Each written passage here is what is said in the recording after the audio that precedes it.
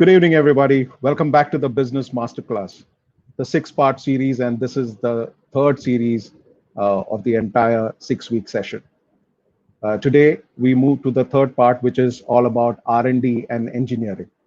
So thank you, everybody, all the members who have written to us, who have sent those kind words as to that this event is actually, or this session is adding a lot of value to you. Especially a lot of our manufacturing members have written to us saying that this is adding a lot of value to their business.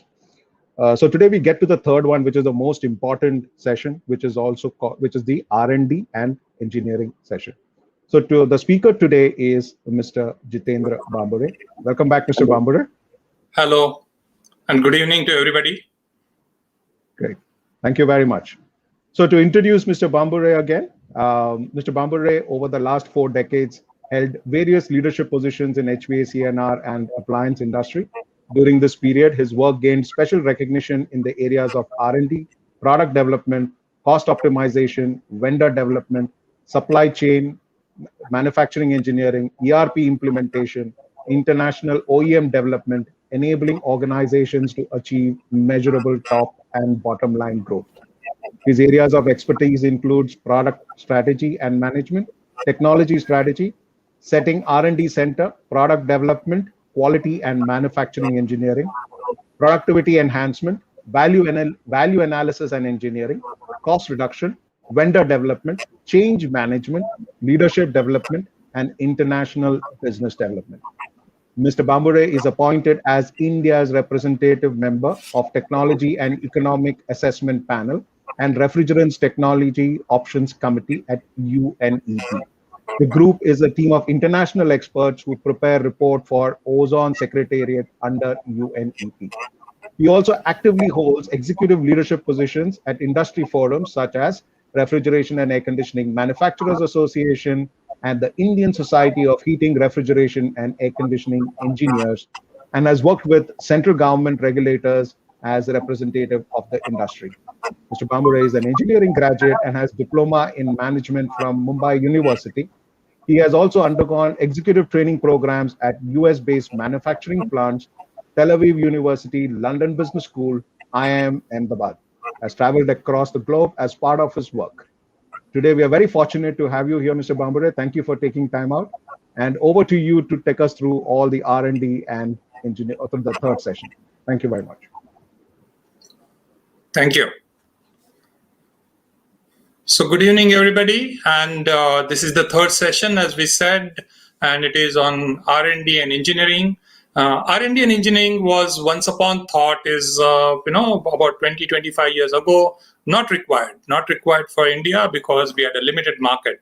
But the moment the MNC started coming in, global players started coming in, it became a very essential for survival.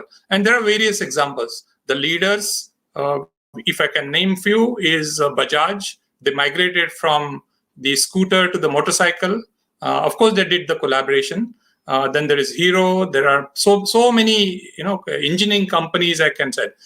There are also companies who didn't change and they didn't invest appropriately, and then they were taken over by the multinationals. So I don't know. I'm sure that many of you must be remembering Amtrex. Many of you must be remembering Shriram, and we know now that who is where that brands have gone and who is now representing or who have been taken over. But there are companies who have remained and fought this out, and they did invest in technologies. Now, all of you know, we can go to the next slide, Ajit. All of us know, the larger companies are basically they maintain the core manufacturing, which includes assembly, and many OEMs manufacture for these large companies.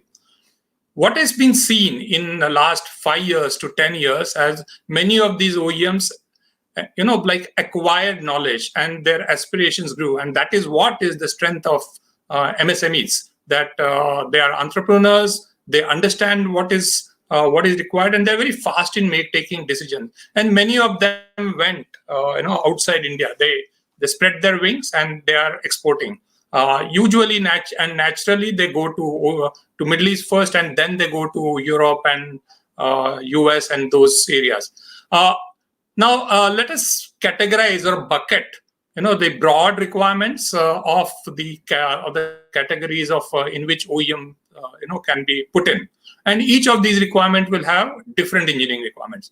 For example, like trading, products, and OEMs. So OEM, as a supply as per the requirement of their customers. The main product is with their OEM, and what they do is they meet their specifications, and it is expected that for various reasons it is something like an outsourced, or the large manufacturer doesn't feel that that is his core area, and then he depends on an OEM, which can be a component or which can be a finished products like a controller or a filter dryer or such things. Now, there is a distinct difference. What happens in OEM? The design and validation is controlled by your customer. He's laid down the specifications and he controls it. He may visit your plant, and he feels that you are an extended arm. So from a MSME's perspective, less marketing efforts are required. What is required is to get a good sound customer for you, and with that, like the low investments are lower. We'll get into this aspect again later in this program. Then I'm jumping to the third bucket, which is trading. Trading is in a big way. There are many overseas manufacturers of components who want to get in India. They understood that India is a larger and a big market, and they want to really get into India. Not that they are putting up a manufacturing setup here, but they are manufacturing through their global facilities, and they get it. And that starts right from a smallest component like like some refrigerant controls, and it can go up to compressors. All of us know that the refrigeration small compressors or the larger compressors going into VRFs, or in some of them into chillers also, at some point start with the trading, and then they get established here. So what is required? In trading also, it is not that I'm doing a trading and nothing is required, because HVAC trading is technical nature. It is an informed selling to an extent. So it is expected that the person who is in the trading business knows the technicality. He has to, and what is again important is he must be aware of the changing trends, what is required, and why these changing trends are required, because then he has to align his business. It should not become that he gets fixated to one business, and over a period of time he loses his partners with whom he are working. So engineering support is required mostly for upgradation as per the need. And again, there is a limited investment that is required in engineering, which is required for training and application engineering, because the trading partners for the larger companies or in the market also is looked upon as a bridge to the overseas company or large component manufacturers in India, including that of compressor manufacturers. That is seen upon as what is happening, because these the traders who serve apart from directly to the large company, they also serve to the after sales requirement. Then comes the third bucket, which is product. So there are many MSMEs who have got aspiration and they have got their product. The products in HVAC does not mean necessarily a finished good. It can be a finished good also, but doesn't mean. And they may be developing some controllers. They may be developing some of the components that including walls, refrigeration walls, including filter dryers, including copper tubes, including small components which go into it, motors, many things happen. And this is slightly a difficult part, because you are coming the entrepreneur is coming with his own product. And there are many nuances, many uncertainties in that, which includes, the most essential of this, understanding market dynamics. In case of OEM, you don't require to do that because your customer is taking case of. So understanding market dynamics to arrive at technical specifications of what product you want to put in place. Then the design validation, and most important, the upgrades from time to time becomes the responsibility of the product manufacturer, which in turn results in higher investment in R&D as well as marketing. Now, marketing is not selling. Marketing is putting product at a right position, ensuring that the marketing communications happen. And in HVAC product lines, it is also a large part of it goes in application engineering. So next slide, Andy.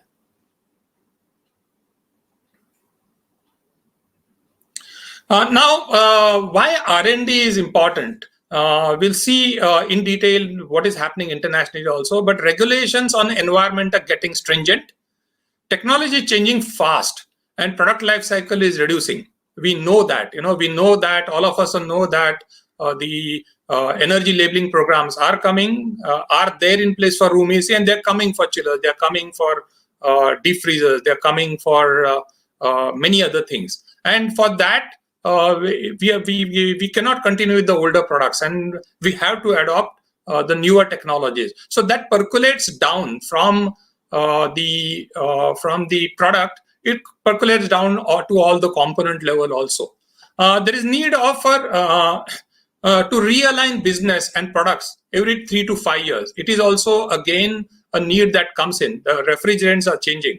So many years we used R22 as a refrigerant, which was like a one solution, right from chillers to package units to room ACs to anything and everything. Now we find you require different refrigerant. This is one example that I'm giving you. But along with the refrigerants changing, the walls will change. The copper tubes that require will change. The refrigerant controls will change. And of course, with the energy efficiency that is coming up, the electronic controls, the latest one is now the inverters become an integral part. So what will mean? It will mean that the business will have to be realigned every 3 to 5 years to be aligned with the changes that are happening in the marketplace. As I said, electronics, IoT is something next that is going to come. When it is going to come, we don't know, but there is expectation. And customers are now demanding that we want in IoT. We want everything in our mobile phone. So why should I not control my AC in air conditioning operation through my mobile phone, be it for service or be it for operation? I want to know what is my daily bill that is coming up, and I want to monitor that. Somebody is claiming that if you operate your AC in particular way or have serviced your AC, IoT will help the customer to know, and that is why the customers and the IoT is going to become an integral part of the products in future. Sales price, as we know, is always going down, and costs are increasing. And the critical part becomes the cost optimization. And as we have seen in my earlier lecture, the design cost is a major cost. The material cost is major. And that is why we require to make the R&D becomes an important. Next slide. So this is the drivers of HVAC. What is there in the red box?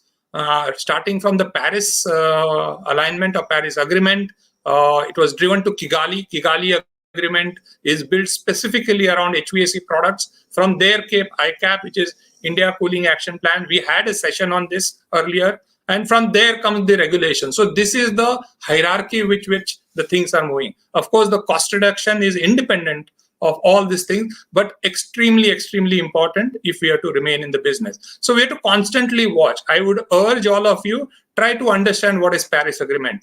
More than that, definitely read the Kigali Agreement, read the ICAP book. You can download it from the website of Ministry of Environment, Forest. You can download the regulations that are there from Bureau of Energy Efficiency and read. That will give you an insights of what are the likely things going to happen in the next 5 years.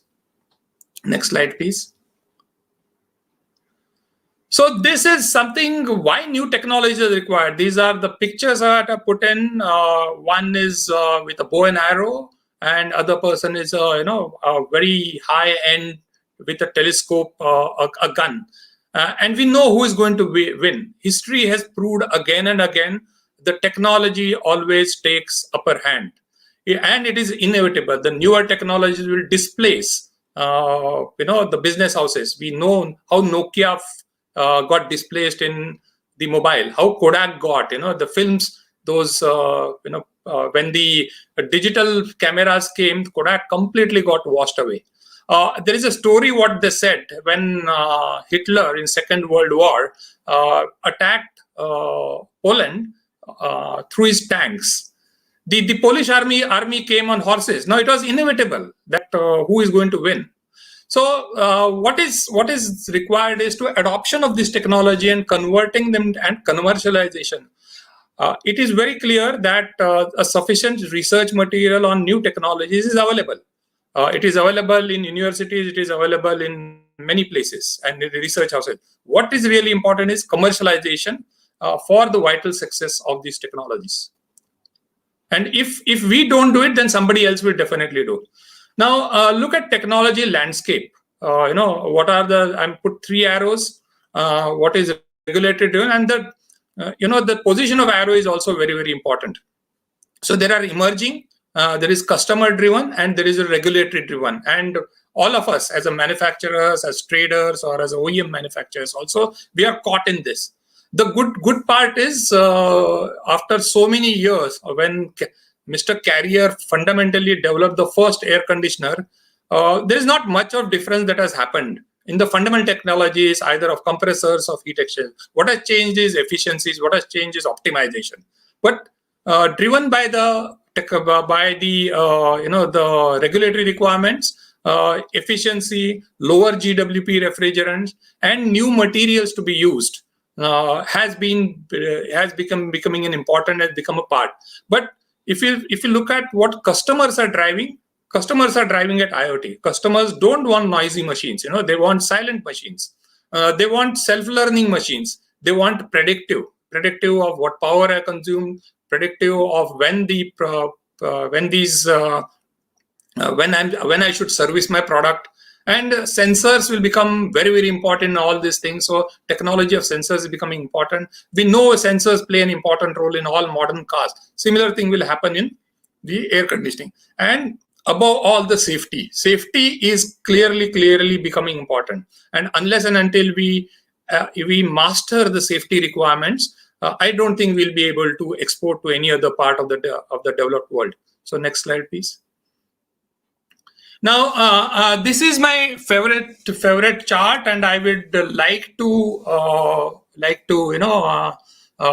take some time more to explain this, and extremely important. Now, this I have also integrated what Deepak said in his last presentation. So there are stars, cows, and the dogs. But when I said that when you develop a product, very important to understand what should be the features of a product. Now, any customer, including us, when we go to buy a product, we look at what is the relevance of that product to me. It may be a very high technology product, but if it is of no use to me, or I don't feel any use of that technology, why should I buy that product? So the relevance is extremely important, and increasing relevance, as we saw from earlier chart also, where we said IoT is important, the capability of predictive maintenance is important. That will come from technology, and the differentiation of product with respect to the competition. Now, once you have higher technology plus higher relevance for the customer, and you have got a differentiated product as compared to your competitors, it will be a stars or a premium perception will be generated for your product, and that will fetch you high margins. And that is what I have given an example of iPhone. Any person, Deepak was telling me that I should change my phone, and he said, moment he switched to iPhone, he felt, it is not that it is an image only. He genuinely feels that phone is better in terms of navigation, response times, and many other things. Then comes the cash cows. where we have to constantly do cost reduction. And the important is the time arrows that we see with respect to time is, the stars will move to cash cows and the cash cows will move to dogs. And the cash cows, we have to constantly do a cost reduction, which is an engineering base apart from other costs that we say, which will retain the margin or which will ensure the margins are there. But however, with time, you'll reach a dead end. And there, these products will get changed, and you'll have to really think of how phasing is done. And you can see here also, like the dogs, they have got a very little differentiation. It gets into commodities. They have got a very little technology, and they have got a very little relevance because it is available, in plenty. All the other people have got the same product. So please remember this chart whenever you are thinking of doing something new and doing something in the product, or you are trying to do something new in the trading business also. Next slide, please. Again here, can technology and R&D be, a knee-jerk reaction? No, it can never be. We have to plan in long term. Luckily, we know the trends, what are happening, which we saw. International trends are coming here. We are not isolated. So these are going to come here. And the long-term things will come from these things, what I mentioned here, regulations, emerging technology, and more important now is the import substitute initiatives. There is a movement and there is a support that is coming. There is an urge that is there within the Indian manufacturers and Indian MSME fraternity that we will create something which is an import substitute. There was a lecture yesterday. If possible, I will share with you the link, or you can go to YouTube. There was a lecture by C4I4, which is a startup company. They interviewed Sanjay Kirloskar for what he did, and he said that I am not worried about whether Thailand will compete with it. Actually, they are worried that the Indian entity will take their business off. So but he said, definitely he said the same thing. Long term is what I planned. Now, short term is what is required is, the immediate goals, 1 year, 2 year like thing, develop products, develop subsystems and components for the customer. Most importantly, optimize cost, continuously improve quality and reliability, and the certification that is giving you a differentiation or giving you a better edge. And after certification, definitely we know there is an endorsement from a third party and where we stand.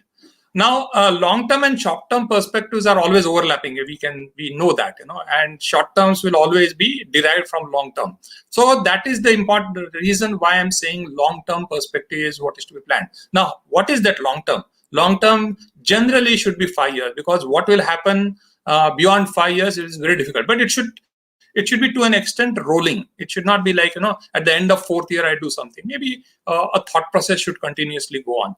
And building R&D organization depends on your long-term strategy of whatever that is there. If you're moving from an OEM component manufacturer to a product manufacturer, if you're moving from trading to OEM or trading to product manufacturing, if that is your long-term business strategy, then you have to build engineering and R&D around that. Next slide, please. Now, R&D is extremely complex process. There is nothing definitive in there. When we start the project, is extremely fuzzy because dynamics of market, availability of technology, what features should be there. It is extremely fuzzy in nature. Plus, there are multiple stakeholders that are there. Manufacturing, comparatively easy because most of the things are set. Most of the things are under control. And that it is a conical in shape, I say, because initially the fuzziness is higher. As we move ahead, we go on coming to conclusive definiteness, and then the product comes out. Now, if we remain in a fuzzy end for too long a time, or if we directly jump into the arrow portion, which is a definitiveness, the product may not come to meet the requirements which we saw in the earlier slide. The initial phase, extremely challenging. The variables itself are not known. We should always be aware that when we start doing something in engineering and take some project, our competitors are also working. They are not just keeping quiet, and they can surprise you. They can surprise you in many ways, and we should be ready for that. So that is why I'm saying it is challenging. Variables are not in control, and multiple stakeholders are there. Wherein, it's marketing, it's economy of the country, many things that are there which impact. So next slide, please. So this is the I will not spend much time on this. It is just to bring back the memories of the last. But from engineering perspective, for cash cows to remain there, cost reduction is important.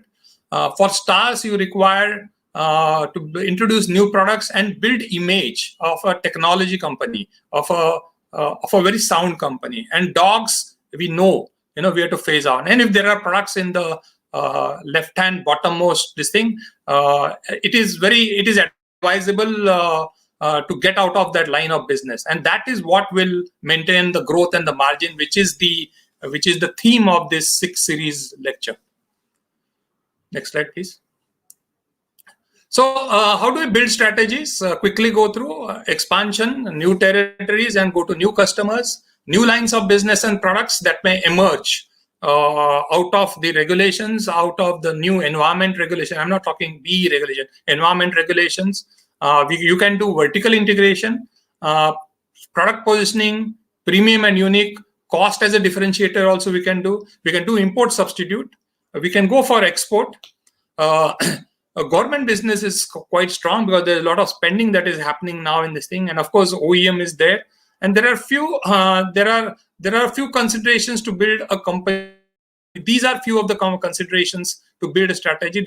These are indicative, and I'm sure that each one of you know your business in and out more than like anybody else. And you can start thinking and pondering of what is required to build a strategy. Next slide, please.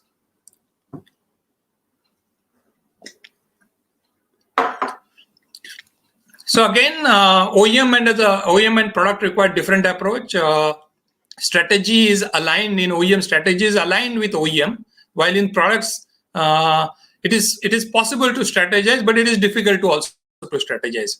The investments are lower in OEM business, and apart from that, growth is tied with OEM. So if you want to grow, and if you're finding that OEM is not growing, you will have to switch. You have to go to new OEM, and he may require a different product line, and that's where the engineering will come in play. A new OEM will definitely look at what are your skills that are there.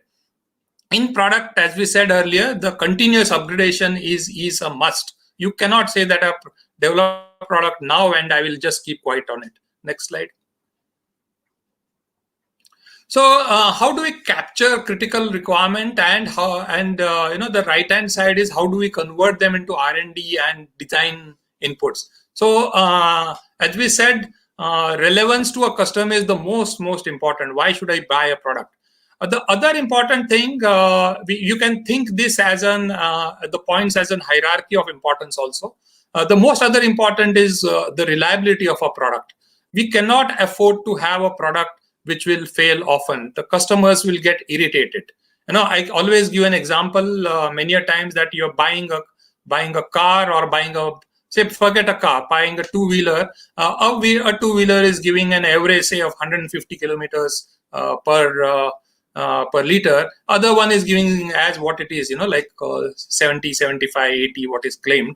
But the other, you have no idea of the reliability of the one with higher performance. It can break down. It cannot start on a winter morning. And when I ask these questions to the young audience, when I'm asking in my company itself, all of them said that we'll go for a bike which has got a lower mileage but highly reliable. And similarly, the service, customers do expect service. If it is definitely a product, including if you're OEM, they expect a service in a different way. Cost definitely cost is seen, but not at the cost of relevance and cost of reliability. If it is even cheaper and if it is not reliable, it will not work in long term. Appearance is something which is extremely important and which is neglected, but very important from customers' perspective. Why do we prefer one car above above other? Why do we prefer one telephone over other, or why do we prefer any other appliance? That is because we feel good due to its appearance, and that is where the industrial engineering becomes important. And of course, the performance. If your performance is not there, it is very, very sure that we cannot remain in business, because it will not take us too long that we are not meeting the performance, and performance becoming very important from regulatory requirements also. Now, these customer inputs on a product will become the design inputs for the engineering team, and that is to be understood. Relevance will mean features. Reliability means detailed testing. Services mean optimized engineering design for the cost part of it. Appearance will become industrial design, and performance, if you have to endorse it, will become certification. So please understand these two, left-hand side and right-hand side. One is an input from the customer, and other is what you converted them into. A technical understanding, the technical event. Next step will be, how do we do engineering of it? So next slide, please. Now, if you take a project, it is important to break it down into again, different phases, and ensure that at each end of each phase, we do look at it whether we are on track or not. It should not happen that we reach the end, we develop a product, and then we come to know, no, this is not what I intended, or this is not what is required in the market, or this is not what customer is expecting. And the first part, again, I'm saying very difficult. Prepare a business case. How do we prepare a business case? Look at what competition is doing. Look at what product price or the market operating prices are there, and where you can pitch your product price. What are your margins that should be, so that you can define the cost of the material cost, or the cost of the manufacturing, and look at which areas you want to go, and of course again get into the detailed features. So that is what is to be frozen at phase one. Don't jump into the point number two unless you are clear in part number one. So point number two is industrial design, which looks at aesthetics, ease of use, and many things, and engineering design, which supports either in the performance and most important, the cost optimization. Cost is extremely important. If you don't follow, you'll develop a product, but there'll be nobody to buy. Testing, reliability, field trials. That is many things we don't give enough importance to this. Field trials are essential, because what are our assumptions of the reliability? Not necessarily how the way the customer is likely to use, or the way it can get overloaded, way it can get into an abnormal operation load, has to be done, and that can be done through field trials. Of course, certification we have spoken to earlier, and important, finalize the vendor, because they are your true partners in whatever way. Even if you are manufacturing component and you want a consistency in your production, even if it is a sheet metal item, finalize a vendor who will supply you good quality sheets, reliable sheets. The part three is your product may be good, but the manufacturing engineering process validation, so that you get repeated, similar, consistent output becomes important. And the quality control systems that have to be in place to ensure that you give reliable products, quality products to your customers. Next slide. Business case, I've gone in slightly in more detail. First year volume and third year volume is one of the recommendations, so you know what is likely to happen.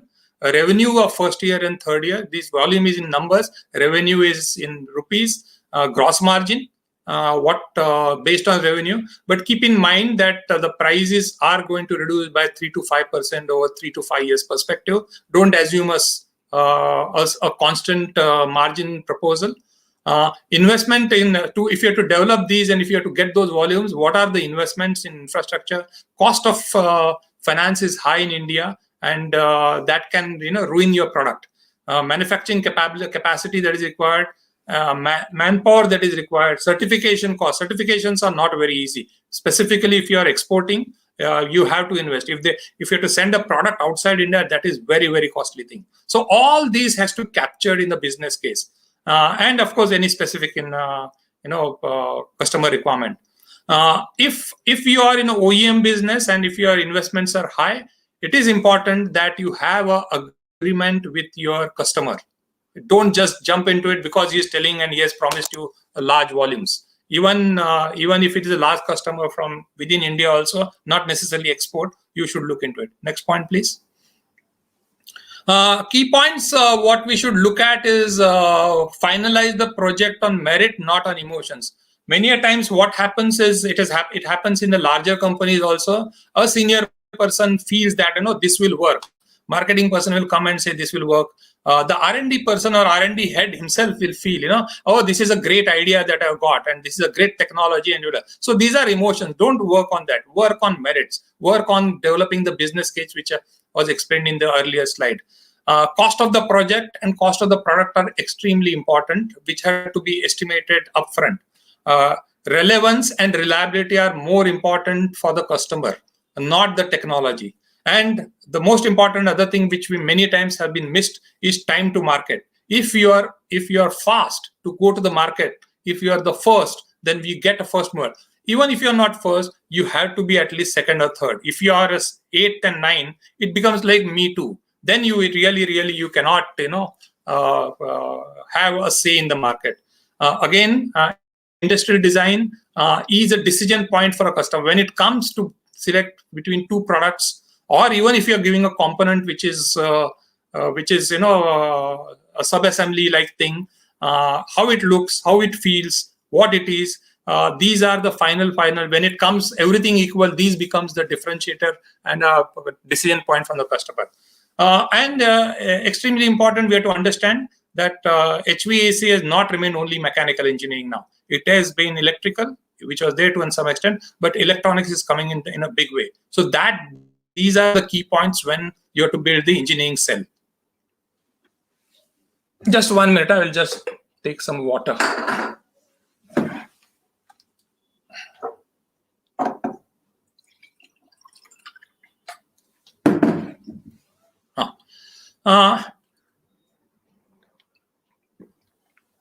So we discussed earlier that we should go in 3 steps. Now these 3 steps are just indicative. You can have more than that if you want to subdivide and monitor it closely. But remember that if you try to put it too many conditions, the time, the administration becomes difficult and the decision doesn't happen in time, and then the time gets elongated, or you don't deliver on time. Now, what should be looked into at each step also becomes important. That is what is management of R&D. It is a product cost and margin. Constantly monitor that. Project cost, constantly monitor. It should not happen that the project cost completely goes out. Investment tools and machinery. Time, whether the project is moving on time or not, and whether the performance, reliability, and safety are getting met or not. It should not happen. Many times happen that we come under pressure due to time, and then we start sacrificing in the last part. What I'm seeing. Next slide, please. Now, acquiring technologies, you may be wondering, okay, all I understood, the technologies are coming new, what is happening, but what should I do? How do I acquire technologies? So that at the core of it, T is the technology, what I'm saying. You can develop over a period of time, we said long term. So the core technology, you can decide that this is my core technology and do develop that in-house, do invest in developing in-house. Appoint a consultant for a short period of time. Tie up with your vendors. Even if you're a small manufacturer, there will be the raw material suppliers of yours will be large vendors. You take if you're having a plastic, and if it is to be an outdoor application, tie up the plastic granule manufacturers will have a lot of application engineers at their end, at their resource, who are ready to help you. Take their help as vendors, and of course the customers. If it is OEM, definitely. The customer will be ready to help. Reverse engineering. This is we loosely use this as a copy, but reverse engineering is something different. Reverse engineering is understanding what is done. R&D is, if you expand it, is research and development. What is research? Search again and again, and reverse engineering is a part of it. Now, Biotechnology is also possible. Have a technical collaboration, or if there's somebody has got a patent, or he has got a specific technology, and doesn't want to come in India, but he wants a revenue out of that. You buy a technology. So even trading houses, or the traders, what we call, can be trained by the principal partners in many of these areas for acquiring the technologies. Next slide, please.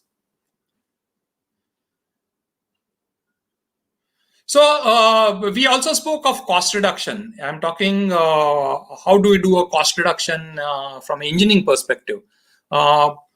These are few of the things. The cost reduction should run like a project. It should not be that I got one idea and got it.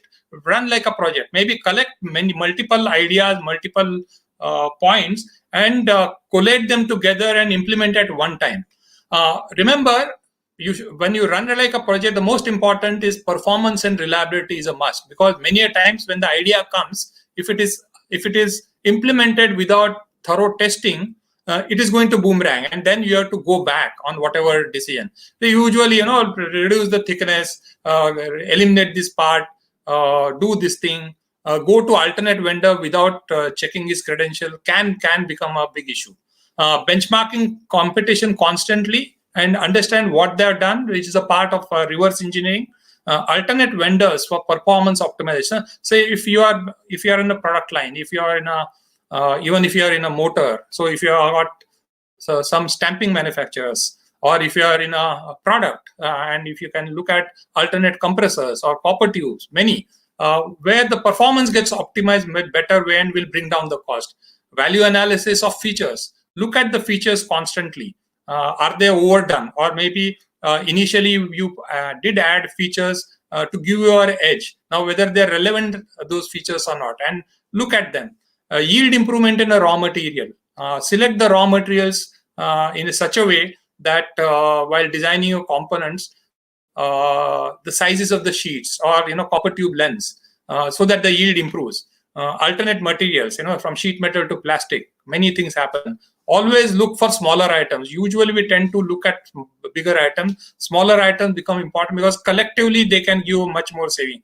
They are usually not looked into. One of the biggest issue which is not seen in detail is packing material. And moment we get some complaint from market, we generally get into a mode of strengthening packing, and that becomes very important. You can have your own benchmarks that this much should be the cost of the packing, which will if it start looking at. Combine, eliminate components. Multiple components, if they're there in a sub-assembly, it increases your labor, plus it increases the cost. Then prepare a cost analysis sheet at a material level and look at its design features. So bring in new versions every 3 to 5 years with a revised cost target. You say, I'm going to develop a same product again, but with a 5% reduced cost or 10% reduced cost. That pushes you, pushes the engineering team to achieve something.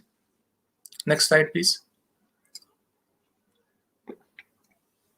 So what we discussed mostly was applicable to product. Of course, many of those concepts can be for OEM. Now, what is OEM? OEM, as I say, we saw earlier also is, it is you're supplying something to them.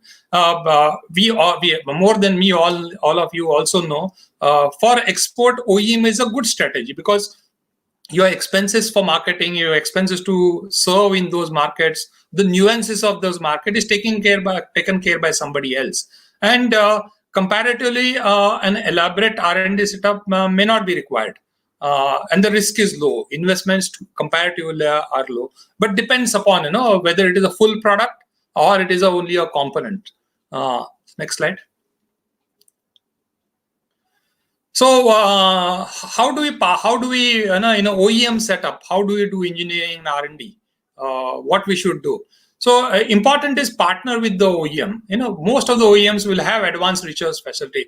Make maximum utilization of it. Be their extended arm. Develop relations with them at their engineering level. Try to go beyond the procurement department so that your engineers can learn from them.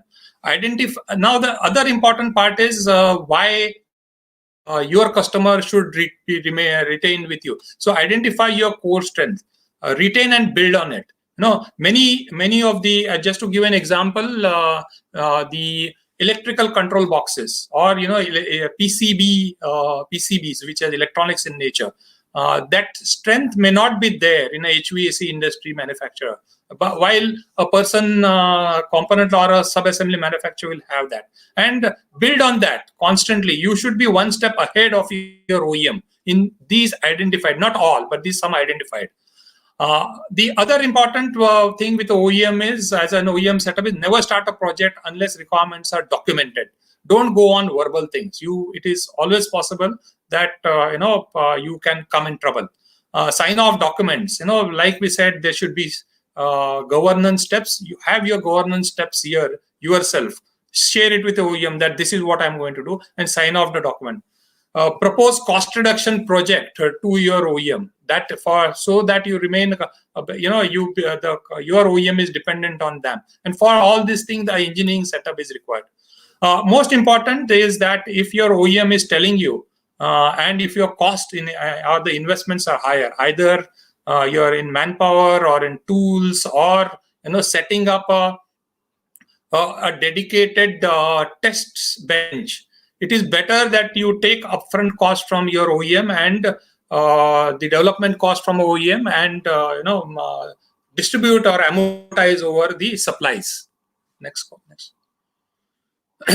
Now, coming to the long-term plan. Long-term plan, as we discussed, is essential for survival in changing regulatory and emerging technology environment. And you have to constantly build your competencies. Next slide. So how do we do long-term planning? Adoption of new technology is key to remain in the business. We have seen, and you can imagine, within HVAC or somebody who is known to your fellow MSME person, how technology pushed them. We saw the first slide with that bow and arrow and a rifle. So technologies, if you don't plan or if you don't adopt, and technology is not something that I will take it today and start using tomorrow. That is what is buying technology, but that also imbibing technology within your setup or within your organization takes time. So that requires long term, and it is important from a continuous development also. Now, unless a new line of LOB is added or a new technology is adopted every 3 to 5 years, products will start migrating, as we saw earlier, from stars to cash cows to dogs, and will impact margin. And that is why a long-term planning is extremely essential. In all this, R&D is a starting point to arrest the reverse migration, because only engineering and R&D can definitely play a role. I am not talking that other not play, but I'm talking from technical perspective. Of course, the other areas of business will definitely play a role. Next slide. How do you build competency? This is a key question. I've been discussing with many MSMEs, and they feel, what should I do? How should I do? Here are some of the things. Competitors' products, constantly buy competitors' products. Just don't look at their catalog. Buy them wherever possible. And there are methods of how a dissection of that competitor's products is to be done. Learn from OEMs, learn from raw material suppliers, learn from vendors, your vendors' application engineering cell. Test houses are big in this thing. If you are looking specifically at safety, specifically at the third-party certification, let your engineers go there and understand what it is. Now, though all this is available, do a constant self-learning. Your engineer should spend some time, maybe 5%, 10% of their time in learning over internet. Internet is a great tool. You go there, you put a question, and there is enough information available.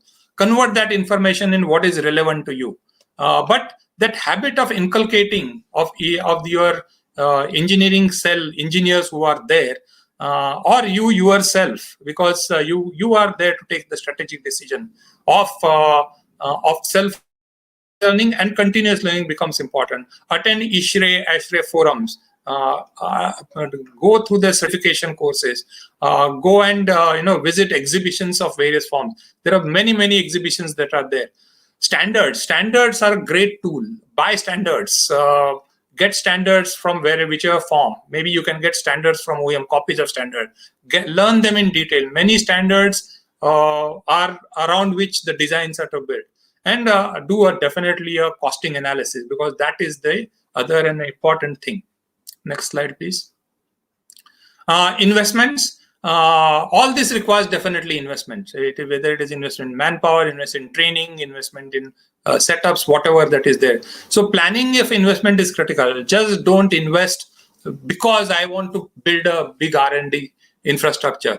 That infrastructure has no meaning unless you have, unless it is balanced and the human people competence is there. See, engineering is all about thinking and converting that thinking or into a physical thing. And so that is why just only infrastructure doesn't help, and that is why planning is important, because the labs and other things have got a high cost, and that it should fit in your overall a business plan and your profit and loss account. However, also I'm saying invest in manpower. That is extremely critical. A good target will be somewhere between 1% or 3% of your turnover, depending upon your company philosophy. We always learn, large companies or the leaders, like DuPont or even many other companies invest very large. Pharma companies invest a large. Not necessarily. You can have. I'm just giving an example here. 1%. It can be 0.5%. Important is investment and a continuous investment. It should not happen that it's there for 1 year and not there for next year. You can take a decision, but have a plan for investment. That's what I'm saying. You need to have 5 years plan. Priority again should be reliability, followed by performance and safety. Why I'm saying this is safety labs, whether it is a CE safety or whether it's material safety, external labs are available. Performance also, many times, if it is a product which is a final product performance like an air conditioner, third-party labs are available.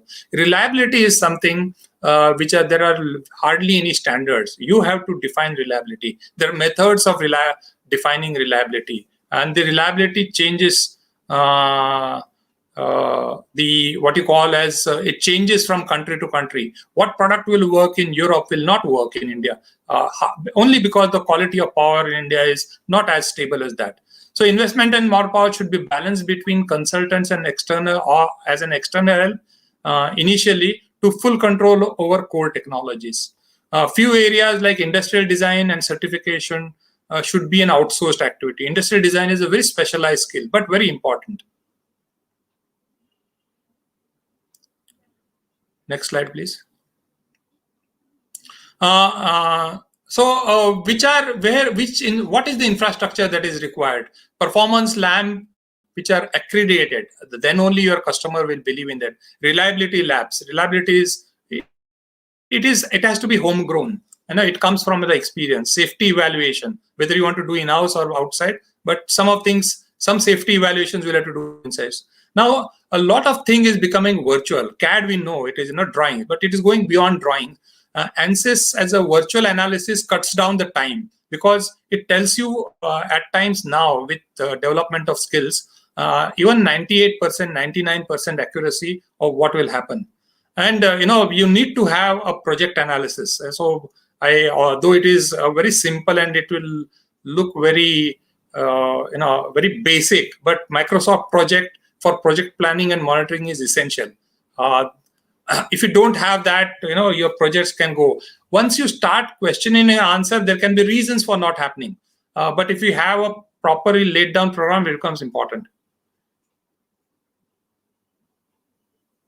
This is my last slide. Look at R&D additional activities. Participate in competition. Patents and design registration becomes important. publish technical papers and articles in related magazine. This will be a good credential for your business development. So that is what it is. And thank you very much for the patient listening. I was not looking at this thing. We're overrun a time. Yes, I think. No, you haven't. You are just on time. Perfect timing. We just have just about time to ask maybe 3 or 4 questions. But yeah, to all our viewers, we are very fortunate. We have the other speakers also here today. So thank you, Mr. Tucker, for joining us today. We have some questions for you, which has come from your previous session. Good evening. Good evening, Mr. Roy. Good evening. We haven't heard you, but the next session is what we're going to look forward for you on supply chain. So look forward to it on next Friday. I'm also looking forward for that. Okay, great. So before we get into the question, we have one question which has come up from Mr. Naresh Shani. I'm going to rephrase that question. I kind of understood the question that he was asking. What he's actually asking is, in the product innovation and the pricing going down, somehow most manufacturers are now going for a use and throw kind of a thing. To bring down the product, the life cycle of that product is being reduced. The older ACs we used to use for 15 years, now you're saying 6 years, 7 years, use it and replace. So his question is that the right strategy, or should you do it, or should you not do it? I mean, any of you can take it up. Mr. Bhambure, would you like to answer that? Okay. See, we will see that is going to be a life of what is happening. In our life is going happening. We do replace our cell phones very often because newer technologies are coming. But the air conditioners are a family product. They are not personal products, and the family products we expect that they should last. Mentally, we want them to last forever. But in air conditioning, with the technology changing, with energy efficiencies changing, it is better to change a product proactively, because the running cost definitely will come down. Now, whether the quality is coming down, not necessarily. I feel that the reliability of products is going up. You can see many manufacturers are giving some 10 years warranty on compressors, 5 years warranty on the main, or 3 years warranty definitely is becoming a norm. And that is because there is a backup available of the component level reliability also. So I don't see the trend is definitely to not use and throw, but to replace. For HVAC, it will be and replace. I don't know if somebody else wants to add. Roy, Deepak. No, I think you pretty much covered it. Just to add that, of course, it depends from product to product. Actually, I mean, some products customer look for value for money. Some products people do look for reliability, because probably they would like to use it for more time. But yes, air conditioners, which earlier people would like to run it for 10 years, 12 years, now they're changing in 4 or 5 years. Of course, one of the reasons is the energy consumption. Second is that the look, finish, and all is also expectations are going up. Like I would say 2 decades back in air conditioner, as long as cooling is fine, how it looks really doesn't matter. But now it's become a kind of, because you're putting in the living room, you're putting in offices and all, so aesthetics are also becoming important. So they look for a more contemporary design. To that extent also, the life to that extent has definitely come down compared to what it used to be. So I would say the value for money, probably customers are looking more these days, depending on what product you're looking for, actually. Great. We have another question which has come from Paurush. Paurush has joined us from Surat.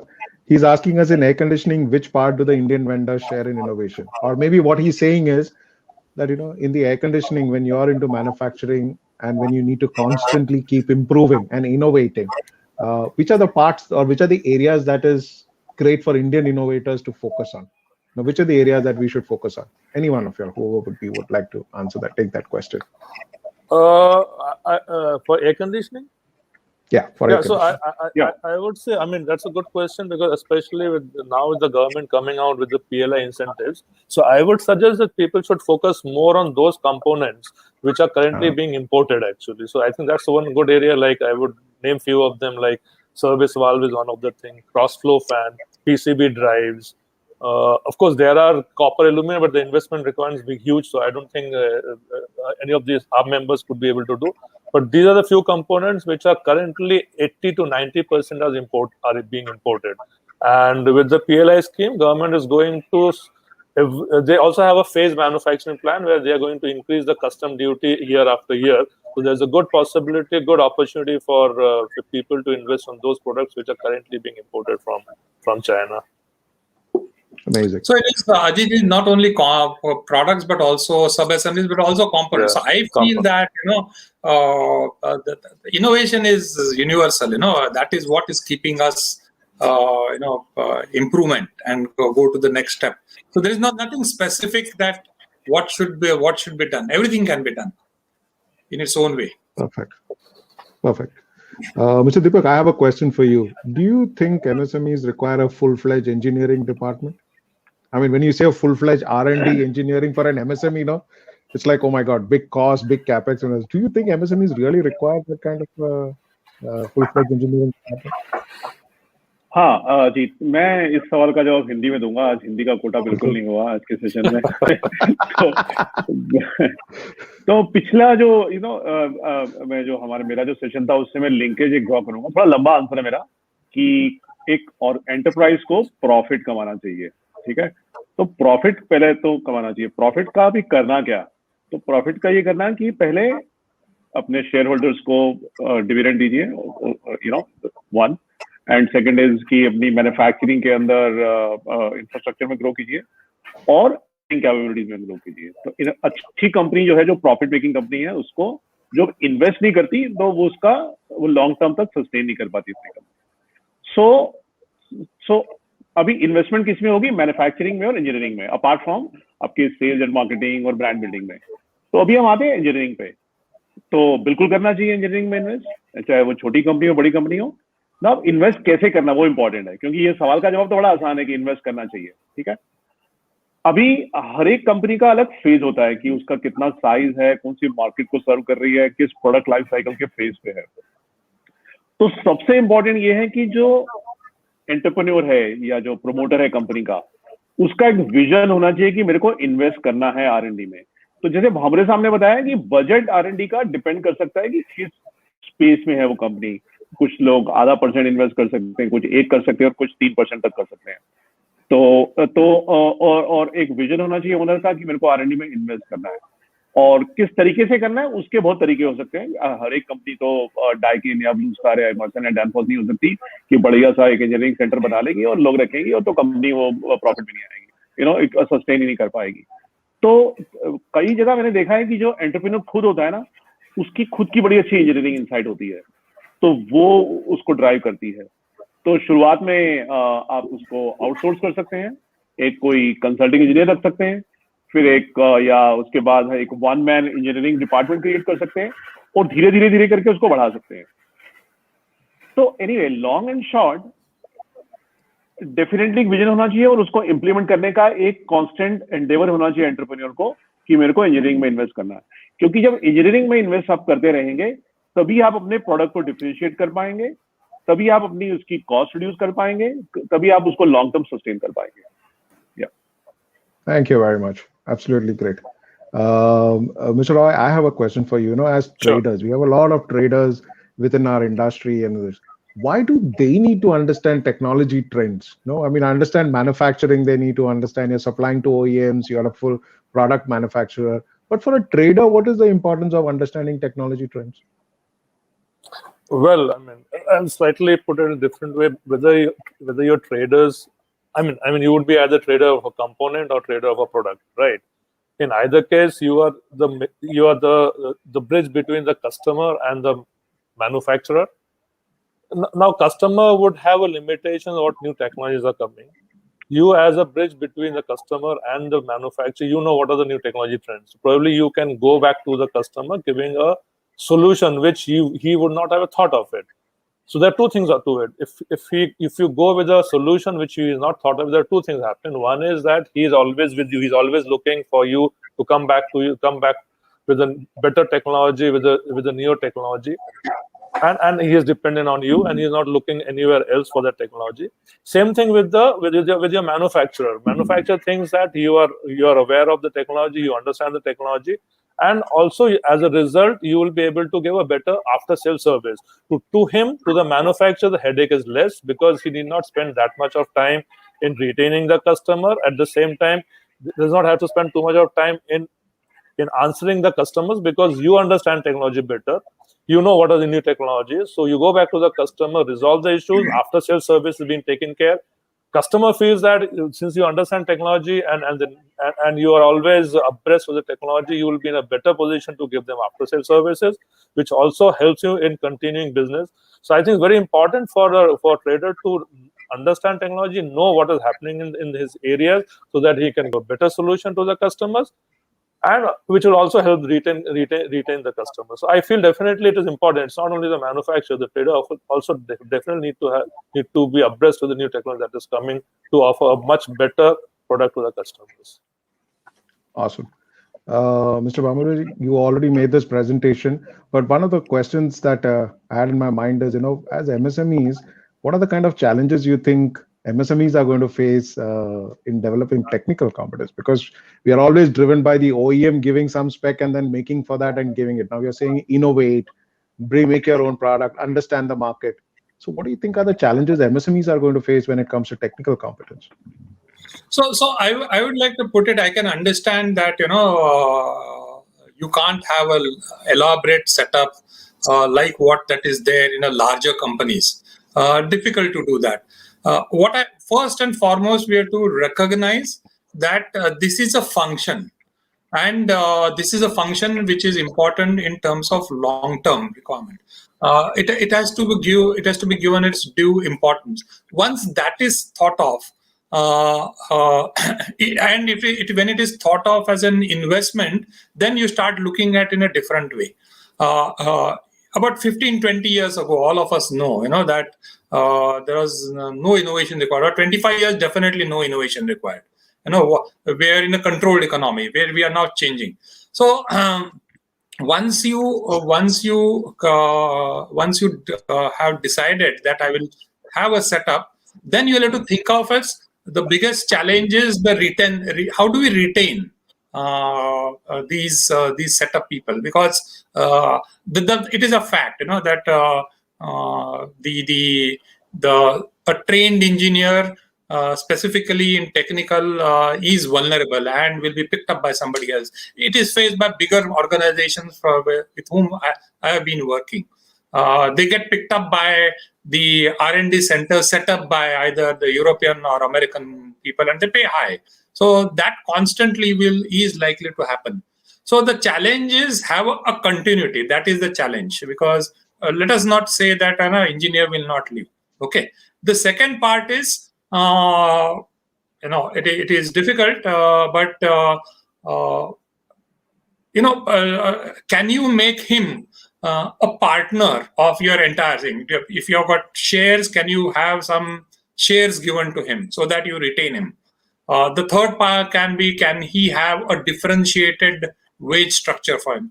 The fourth and most important is, if you are an entrepreneur, and many of the entrepreneurs have got an excellent insight, not only of business, but also of the technology. So if you have got a succession planning, if you have got your own children, let one of your successive planning person from your own family, let him get into a technology field, so that it is constantly this thing. Now the planning, the biggest challenge is retention, and we have to find ways and means of it. Once you have a person who has got a knowledge, how to enhance that, I have explained in my presentation. There are multiple means, right from your OEM, visiting sites, and this thing. Now, to an extent, if you are owner and you are also looking at technology, how do you balance out the business requirements and business challenges which are here and now, and the long-term planning of technology? So how do we balance it out? So that entrepreneur or the owner or a proprietor needs to have, I would say, like a dual personality. One is looking from the technology angle and looking from day-to-day angle. Deepak did explain in his presentation, which can be adopted here, and as a part of solution it can be, is when it comes to when a business has stabilized, get into a thinking mode. and not in an execution mode or an operational mode. So that also can be a one way of challenge, how a challenge can. But I do understand it is a challenge for everybody, because it is a human resource. No, it is not a machine I will buy, and it is not a PC. Even if you buy ANSYS as a software, it can be garbage in, garbage out. So finally, it is all engineering and R&D is human centric. Amazing. And it's fantastic that you even bought out that sweat equity portion, because traditional businesses are used to owning everything. And this whole new age business, especially the startup ecosystem, have innovated brilliantly in their business models, not only in sweat equity, also looking at MSME exchanges to get listed. Has been a fantastic, fabulous. So I think that's a great thing that you bought out, because that's a business change that we all need to look at. I think we have just one question that has just come up from Mr. Rajan Bhimra. He's joined us from Bombay. His question is, he's into development of service valves for import substitution, needs very high capital investments. Current payment cycles in industry do not make it feasible. So he's saying, can I get some guidance for tools available to bridge the same? I don't know, Deepak, you, Roy, because this is beyond technology. Yeah, it's a very specific question. No, here tools means what? The management tools or the tools for manufacturing service valves? And what is the question? I'm not clear on that. His question is, so he's into service valves and the import substitution. So I'm presuming that he's saying is to make those This part I've understood. Yeah, this part I've understood. Yeah. Yeah, and he's saying those import substitutions require high capital investments. Yes. And his current payment cycles and margins probably does not make it feasible to generate enough to make those investments. So he's saying, is there any tools or something that can be, latest technology that is available to bridge the gap in terms of improvising the margin? Probably he's talking in terms of the automation perspective. It looks like he wants a management tools. I don't know. I'm taking it like that he's looking for some import substitution. So instead of importing an expensive machinery, can you find a local way of doing it? That's the way I have understood, but maybe. Yeah, so okay, so let's assume, if Rajan, if you're online, you can just clarify yourself. Alternatively, what we can say is assume is, okay, from a technical perspective, do we have any suggestions for him? Or from a management perspective, do we have any suggestions for him? Let's take it in that way, 2 questions. So that would cover both the ways we look at it. No, so management perspective, I understand the payment terms are important, because what happened, these are, the major constituent to this service valve is a brass and a bit of copper, of course. And these are very high value items, definitely. As the input cost and as a result, the conversion cost is much less compared to import. So definitely there is an issue there. So I would suggest that probably you have to limit to credit limit, for the simple reason that if you're able to provide a local manufactured thing, because currently they are importing. So currently the customers anyway either is opening an LC, plus there is a lead time of 1 month by the time it reaches there. So customer in a different way definitely paying higher. So that is what probably he has to go back to the customer saying that your currently stocking levels are high, you are importing, so your lead time is high because a lot of uncertainty is there. Anyway, you are paying upfront an LC, then you pay after it lands, you have to pay duty. So the customer currently is actually paying upfront, if you ask me, not much on credit in those terms. So those are the probably logic you should take to the customer as far as the cash flow is concerned. As far as technology is concerned, I guess probably India, there are limited people who can have the technology. The product is very simple, but it's complicated to the extent because it's a very low margin product, and one has to have a very high volume to have the ROI. So along with technology, he has to ensure that he has got build up capacity which will give him the right ROI, because the equipments and machineries, according to me, are expensive, which has to be imported. I don't think you can get a proper one in India which will give you the right quality. No, I think your first set of answer is what he was looking at a management tool. So he just clarified that he was looking at from a finance management perspective. So the first set of questions was just perfect. In fact, I think it was a great idea that both of you all decided to join, because we've just been flooded with questions. So I'm not going to disappoint anybody, even though we have extended our time a little bit. Let's try to answer. Yeah, Mr. Deepak, you want to answer? I have one. If you give me 1 minute, Ajit, I'd like to carry on what Bhambure explained about retention of talent in the company. That's the most important thing. And the space which I did a lot of work in the companies which I work for, is to keep your employees engaged. How to keep your employees engaged. So now I know now salary is important because that's the bread and butter of everybody. But repeat, multiple researches have shown employees don't leave for higher salary. That their fundamental reason is that when they exist in the organization, they come for working there for their lifetime. And what they look for is, do I know what I'm meant for? Do I have tools and techniques to perform my duty? Do my supervisor listens to me? And is my supervisor concerned about my career roadmap in the company?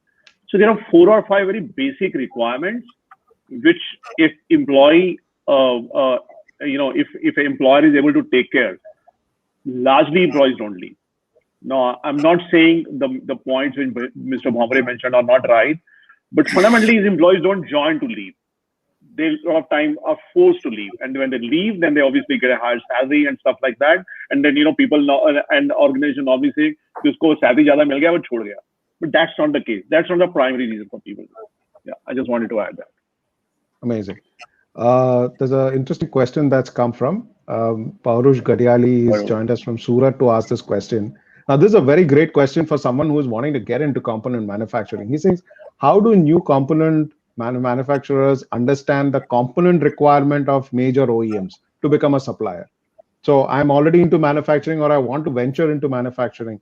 But how do I understand what is the buyer require? What is the OEMs require right now? What's the way to get going on that? So Ajit, part of this will get covered in the next session. Yeah, I was about to say that.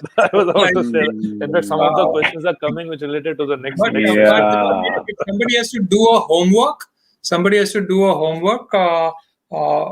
Fundamentally, I would say that in a business process of a final product, few core things are what are retained by them. Like the final assembly, of course, is done. Usually, heat exchangers are manufactured, sheet metal components and painting is done inside. Okay, rest of the things are generally outsourced.